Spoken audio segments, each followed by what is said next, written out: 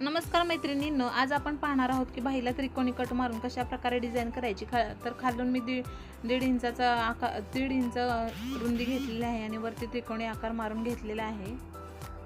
आता हा त्रिकोणी आकार आपल्याला बाहीच्या अस्तरवरती ठेवून आपल्याला त्रिकोणी खालच्या साईडने त्रिकोणी कट केला आहे त्या साईडने आपल्याला टिप मारून घ्यायची आहे. व्यवस्थित संपूर्ण अशी कडेपर्यंत व्यवस्थित टिप मारून झाल्यानंतर आपल्याला आतला जो त्रिकोण आहे तो आपल्याला कट करून काढायचा आहे आणि आपल्याला ही जी बाही आहे ती पलटी मारून काढायची आहे.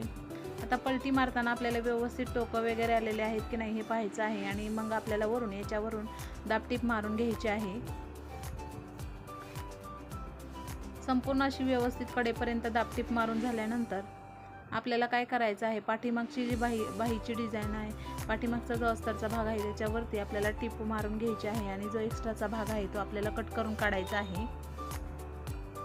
संपूर्ण भाग कट करून झाल्यानंतर या ज्या साडीची किनार आहे ती या बाहीला लावणार आहे. तर आता साडीची किनार घ्यायची आहे व खालच्या साईडने लावून घ्यायची आहे. तुम्ही याला अस्तर लावूनही लावू शकता.